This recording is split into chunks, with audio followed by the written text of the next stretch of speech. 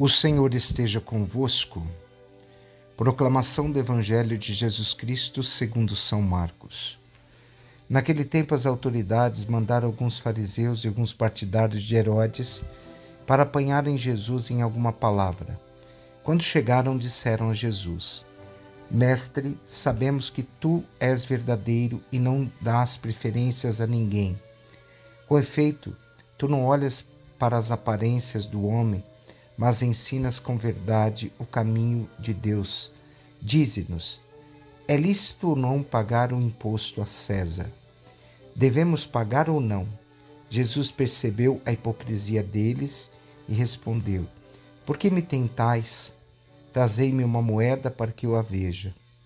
Eles levaram a moeda e Jesus perguntou: De quem é a figura e inscrição que estão nesta moeda? Eles responderam: De César. Então Jesus disse: Dai, pois, a César o que é de César, e a Deus o que é de Deus. Eles ficaram admirados com Jesus. Palavra da salvação. Meus irmãos e minhas irmãs, eu acho que diante do tema do Evangelho de hoje, nós devemos pensar que nós somos a imagem e semelhança de um Deus que deve ser o único Deus da nossa vida. Hoje Jesus é colocado diante de uma situação controversa.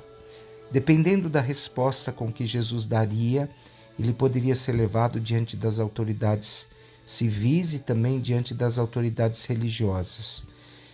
Fala do choque entre Jesus e essas autoridades, como Jesus deveria lidar diante de todo essa situação que foi colocada à sua frente. Nesse episódio, lido neste dia, nós pensamos o que os fariseus queriam e que os partidários de Herodes queriam. Uma armadilha estava sendo preparada para Jesus. Então eles começam a falar com a palavra: Sabemos que tu és o verdadeiro e que não dás preferência a ninguém. Com efeito, tu não olhes para as aparências do homem, mas ensinas com verdade o caminho de Deus.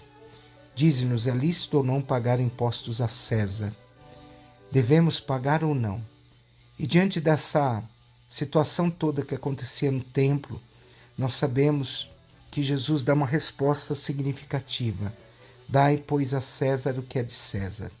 O que havia naquela moeda? Jesus expede a moeda e mostra, E eles a mostram. E na moeda tinha uma imagem de Tibério com a coroa e aquele laurel para indicar a sua dignidade divina. E a inscrição da moeda estava escrito: Tibério César, filho do divino Augusto.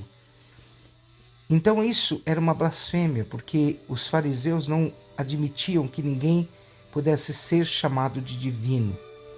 Diante dessa controvérsia, vocês poderiam pensar que existe o mesmo peso na frase de Jesus: Dai, pois, a César o que é de César e a Deus o que é de Deus. Jesus não está negando as autoridades civis diante do poder que elas têm. O ensinamento está na segunda parte, Devolva a César o que é de César, mas dê a Deus o que é de Deus. E o que é de Deus?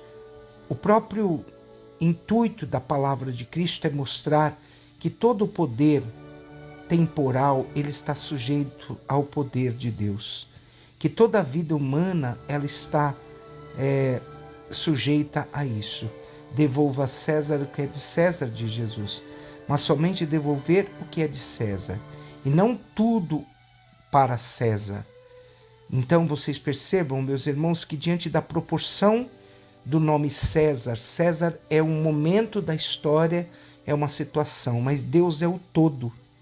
Às vezes nós nos concentramos diante do pouco e não nos concentramos diante do todo.